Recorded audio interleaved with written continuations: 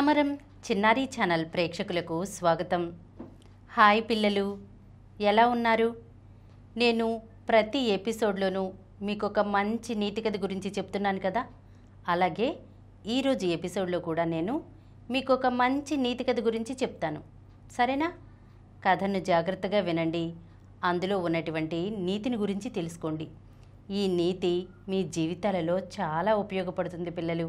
అనగనగా రామాపురం అనే గ్రామంలో సోమయ్య అనే ఒక రైతు ఉండేవాడు పిల్లలు. అతనికి 2 కొడుకులు. సోమయ్య కష్టజీవి. తనకున్న పొలంలోనే కష్టపడి వ్యవసాయం చేసుకుంటూ ఉన్న దాంట్లోనే తృప్తిగా సంతోషంగా జీవించేవాడు. సోమయ్య తన కొడుకులిద్దరినీ ఎంతో ప్రయోజకుల్ని చేయాలని అనుకునేవాడు. కానీ 2 కొడుకులు కూడా సోమరిపోతుల్లాగా తయారవుతారన్నమాట. ఏ పని చేసేవాళ్ళు కాదు. సోమయ్య ఇతరుల సొమ్ము కోసం ఆశపడకుండా ఎవరైనా కష్టాల్లో ఉంటే సాయం చేస్తూ అందరితోనూ చాలా మంచిగా ఉండేవాడనమాట. ఒకరోజు సోమయ్య పొలం నుండి తిరిగి వస్తుండగా దారిలో భీమయ్య అనే వ్యక్తి కనిపించి, ఏరా సోమయ్య, పొలం నుండి ఇదేనా రావడం అంటాడు. దానికి సోమయ్య, అవునరా, ఏంటి విషయం అని అడుగుతాడు. దానికి భీమయ్య, ఏం లేదురా, ఇంతకీ మీ 2 అబ్బాయిలు ఏం చేస్తున్నారు? చదువుకుంటున్నారా, వ్యాపారం చేస్తున్నారా అంటాడు భీమయ్య. దానికి సోమయ్య, ఏం చెప్పమంటావురా, వాళ్ళిద్దరూ ఏ పని చేయకుండా సోమరిపోతుల్లాగా తయారయ్యారు. ఎన్నాళ్ళు నా రెక్కల కష్టం మీదే వాళ్ళని జాగ్రత్తగా చూసుకుంటూ వచ్చాను. ఇప్పుడు వాళ్ళకి ఏ పని అబ్బలేదు. నా పనికి తోడు రాకపోగా వాళ్ళ విలాసాలకి షికార్లకి కావలసినప్పుడల్లా డబ్బులడిగి పట్టుకుపోతూ ఉంటారు. అదేరా నా బాధ. వాళ్ళెప్పుడు ప్రయోజకులవుతారో ఏంటో అని బాధపడతాడు సోమయ్య. దానికి భీమయ్య, అవునా, వాళ్ళిద్దరినీ అయితే ఎలాగైనా దారిలో పెట్టాలిరా. ఇలా ఉంటే రేపు పెళ్ళిళ్ళయ్యాక ఇబ్బంది కదా అని అంటాడు. దానికి సోమయ్య, అదేరా నా బాధ. వాళ్ళు ఎప్పుడు తెలుసుకుంటారో నాకు అర్థం కావడం లేదు అని అనుకుని ఇద్దరూ ఇంకా ఎవరిళ్ళకి వాళ్ళు వెళ్ళిపోతారనమాట. ఇక సోమయ్యకి ఆ రోజు రాత్రి నిద్ర పట్టదు. చివరికి ఆలోచించుకుని ఒక నిర్ణయానికి వస్తాడు. ఈలోపు తెల్లవారిపోతుందన్నమాట. సోమయ్య లేచి పొలానికి బయలుదేరబోతుండగా పెద్ద కొడుకు వచ్చి, నాన్న, పొలానికి వెళ్తున్నారా? నాకు కొంత డబ్బు కావాలి. మా మిత్రులు పట్నం వెళ్తున్నారు, నేను వెళ్ళాలి అంటాడు. వాళ్ళు అలా మాట్లాడుకుంటుండగానే ఇంతలో చిన్న కొడుకు కూడా అక్కడికి వచ్చి, నాన్న, నాకు కూడా డబ్బులు కావాలి, నేను కూడా నా మిత్రులతో బయటికి వెళ్తున్నాను అంటాడు. అప్పుడు సోమయ్య కొడుకులతో, ఒరే అబ్బాయిలు, మీ ఖర్చులకి నేను సంపాదించిన డబ్బులు సరిపోవడం లేదు. ఇప్పుడు నా దగ్గర 1 రూపాయి కూడా లేదు. ఇంక నేను ఎక్కడి నుండి తీసుకురాను? నేను సంపాదించిందంతా మీ ఖర్చులకే సరిపోతోంది. ఇంకా ఎక్కడ దాస్తాను చెప్పండి? మీకు డబ్బులు కావాలంటే ఒకటి చెప్తాను వినండి అంటాడు. అప్పుడు 2 కొడుకులు, ఏంటి నాన్న అది అని అంటారు. అప్పుడు సోమయ్య కొడుకులతో, మరేమో నా చిన్నతనంలో మీ తాతయ్య పెద్ద వ్యాపారస్తుడు. వ్యాపారం నిమిత్తం వేర్వేరు దేశాలు వెళ్ళి వ్యాపారం చేస్తుండేవాడు. ఒకరోజు వ్యాపారం చేసుకుని ఇంటికి తిరిగి వస్తుండగా మీ తాతగారికి ఒక నిధి దొరికిందట. ఆ నిధిని ఇంటికి తీసుకొద్దామనుకుంటే ఆ రోజుల్లో దొంగల భయం ఎక్కువ. అందుకని మీ తాతగారు ఆ నిధిని ఎక్కడో దూరంగా ఎవ్వరికీ తెలియకుండా భద్రంగా దాచారు. ఆ నిధి గురించి నాకు అప్పుడప్పుడు చెప్తూనే ఉండేవాళ్ళు. కానీ అది చాలా దూరం. పైగా నా ఒక్కడి వల్లే అది అవ్వదు. నాకు కూడా ఖాళీ సమయమే దొరికేది కాదు. ఎప్పుడూ ఈ పొలం పనులు చూసుకుంటూ మిమ్మల్ని చూసుకుంటూ ఉండిపోయాను. అంతేకాకుండా నాకు కష్టపడి పనిచేసుకోవటమే ఇష్టం.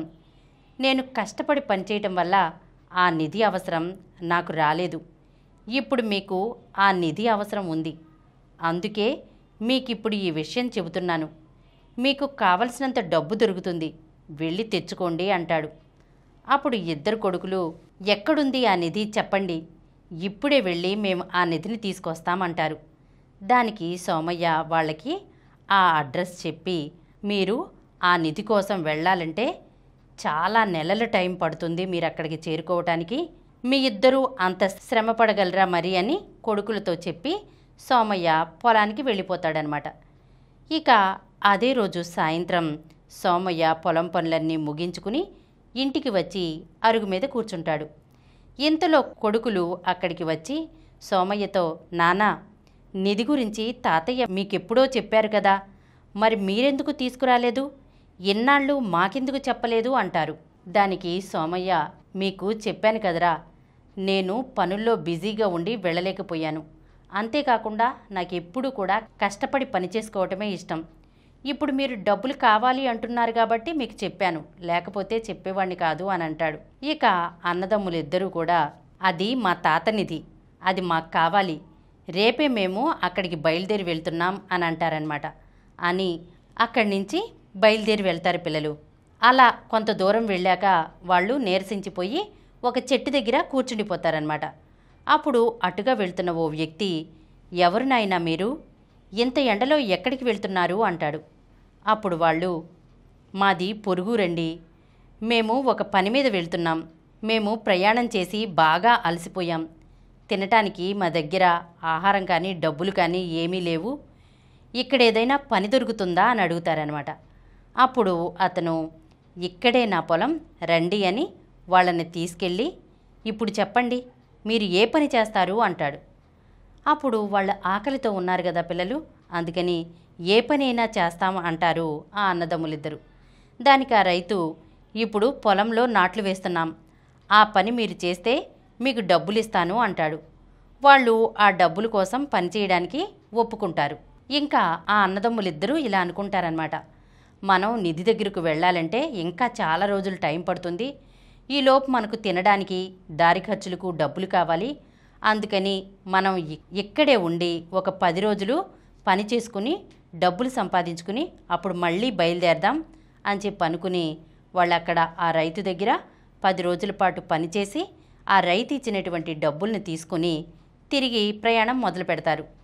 అలా ప్రయాణం చేస్తూ వాళ్ళు ఇలా అనుకుంటారనమాట, ఇప్పుడున్న డబ్బుతో మనం కొంత దూరం ప్రయాణం సాగించవచ్చు, మళ్ళీ డబ్బు అయిపోతే కనుక మళ్ళీ ఎక్కడైనా ఆగి డబ్బు సంపాదించుకోవాల్సిందే అంటారు.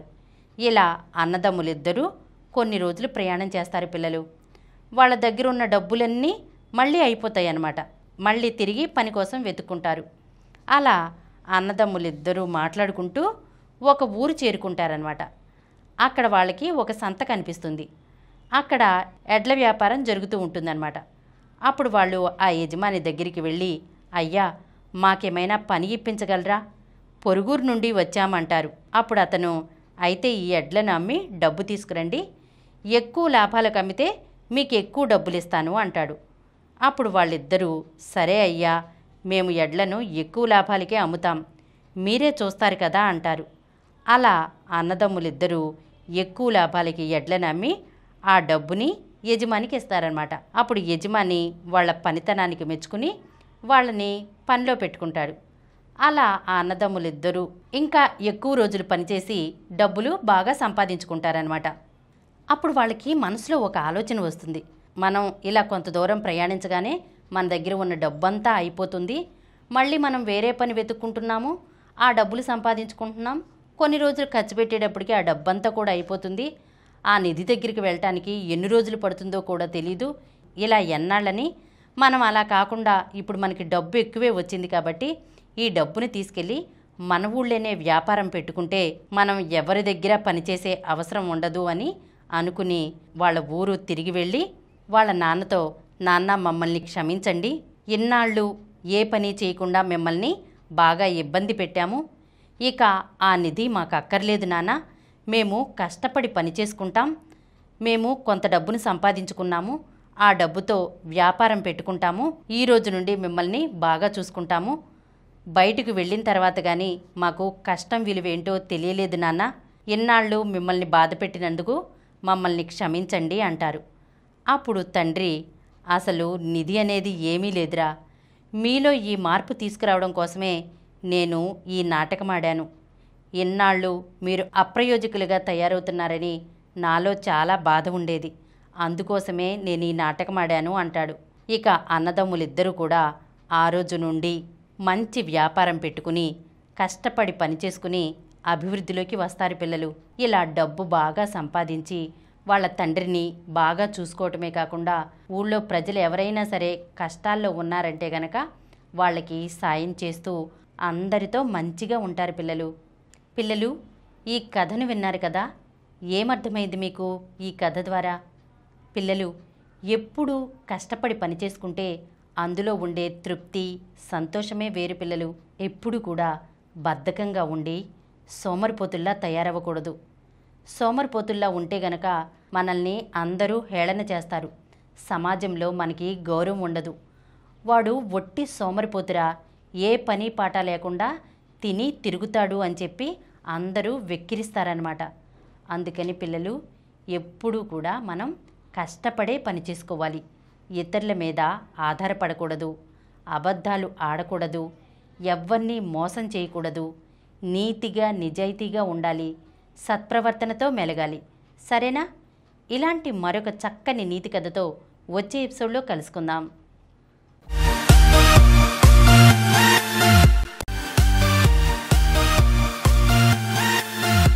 ఈ కార్యక్రమం మీకు ఎంతో నచ్చింది కదా. ఇటువంటి మరిన్ని వీడియోల కోసం అనతి కాలంలోనే 20 కోట్లకు పైగా వ్యూస్ సాధించిన సమరం ఛానల్ సమర్పించు సమరం చిన్నారి ఛానల్కు సబ్స్క్రైబ్ చేయండి, లైక్ చేయండి, మీ ఫ్రెండ్స్కి షేర్ చేయండి. అలాగే ప్రక్కనున్న గంట సింబల్ని ప్రెస్ చేయడం మర్చిపోకండి.